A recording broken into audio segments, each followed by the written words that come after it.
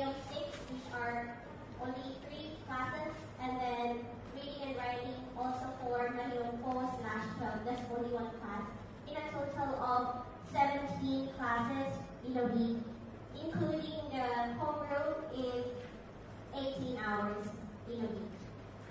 So,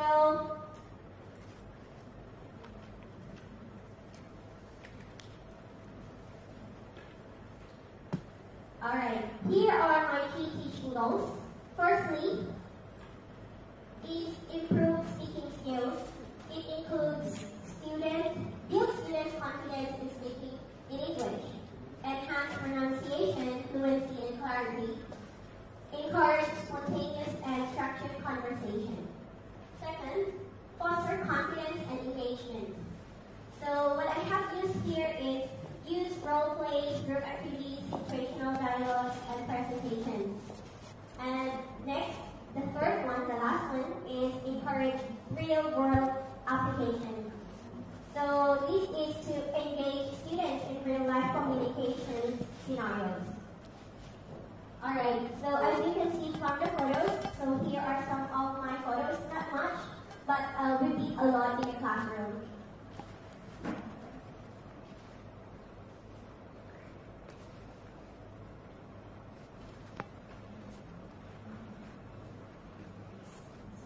Alright, so over the past few months, I witnessed incredible growth of our students in speaking and communication skills. So as you can see here, so this is the analysis or the result of the English communication grade of Mahiyong 3/1 until Mahiyong 3/9. So as you can see from the graph, so there are 364 students of Mahiyong 3, and there are 155 students who got to grade 4. And then for the 3.5 grade, there are about 55 students who got grade 3.5. And when you combine them together, the grade 4 and the 3.5 grade, it's about 50 or more than 50% of the population of the Mahiyong 3. So I conclude that this result is like pretty amazing for the Thai students who are learning English as a second language. I am very amazed about these results. So we couldn't say that they are very good, they are impressive, but their hard work and the dedication of the students can be seen as a result from this. Alright? And then,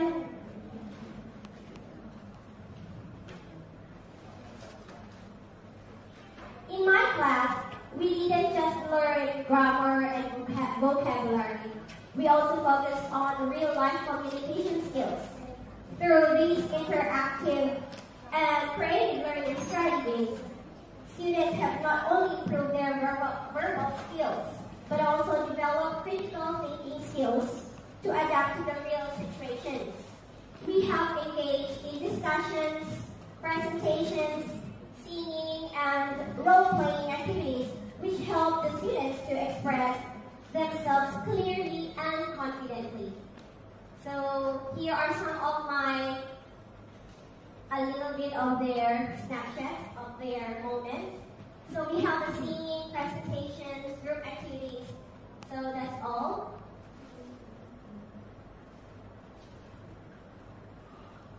Alright, please quote, empowering minds, one word at a time.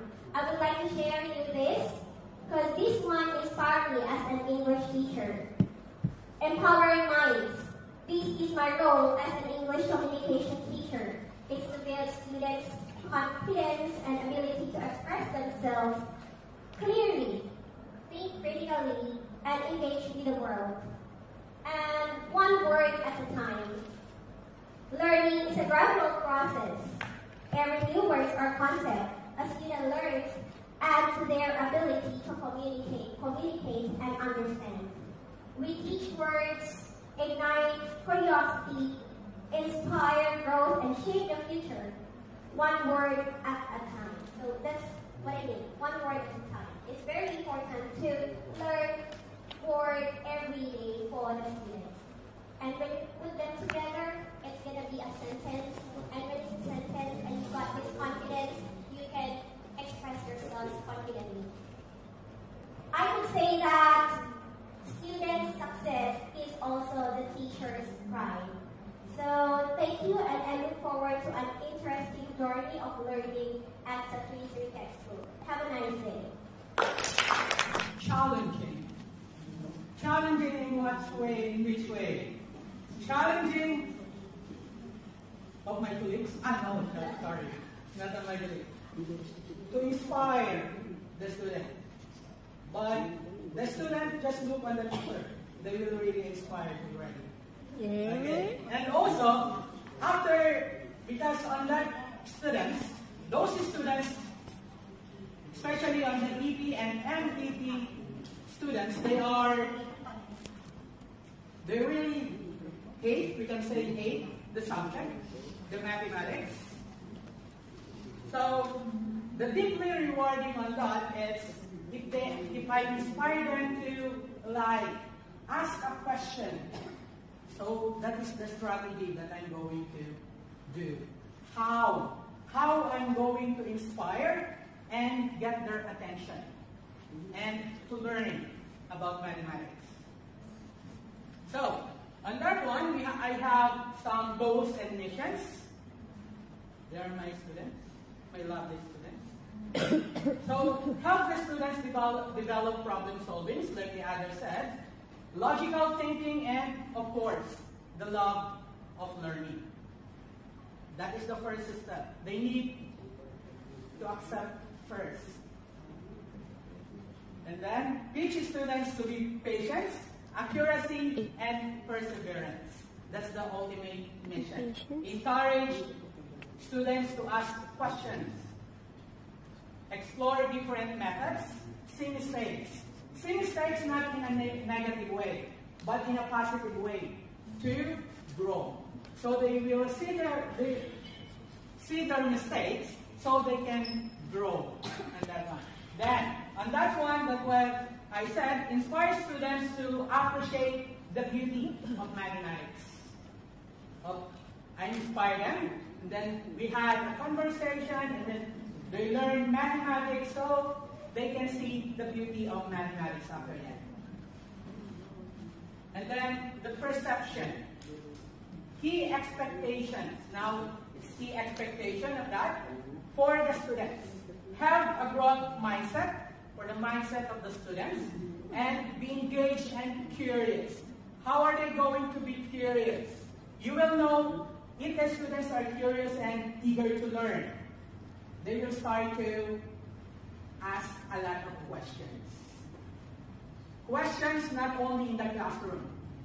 They will give a tons of questions in line, in messenger, even outside the classroom. You're done already. They will run after you, go into the office, and they will ask a question. I hate that? No.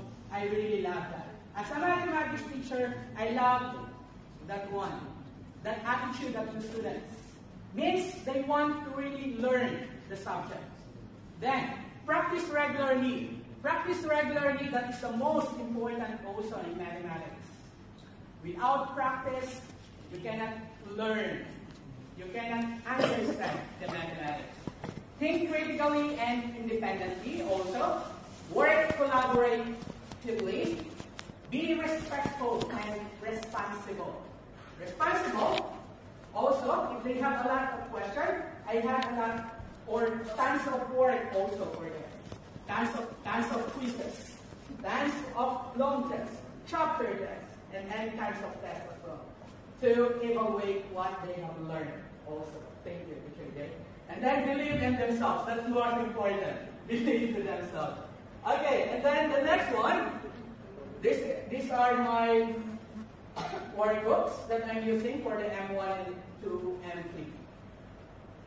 It's compiled worksheets just for this.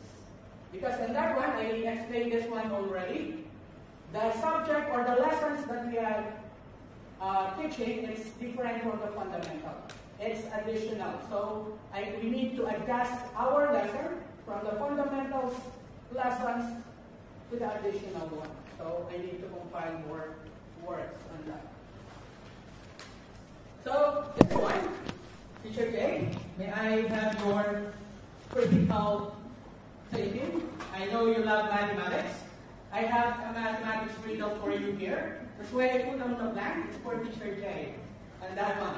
Okay, Teacher Jay, what is the answer of that? Only 2 seconds for you. 1. 1. So 1 is your grade. Okay. The answer is, later I will tell you the answer. Okay, this one I prepared also on this one, the term 1 and term 2, the comparison of their average score. If you can see on this, for the M1, we have the first term, they have average of 3.2, and then 3.35. They're very low, sorry. They're not really good in mathematics. Then, on the first term for MPP 1/11, what happened to you? It's 2.52, and then on the second term, they have 3.20. So, on the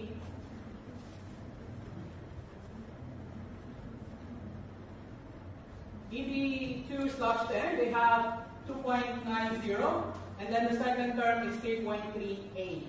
It's a significant changes on that. Then, on the MEP, most of the big improvements from the MEP classes. They have 2.71 on the first term, and then the second term they got 3.27. That is the average score. And then also the M3, of course, they need to finish and they have a good grade. So EP3 and MEP3, they got a good score. And their works are complete also.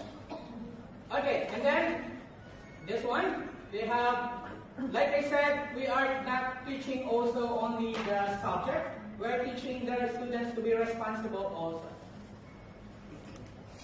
And then thank you so much for your... The answer.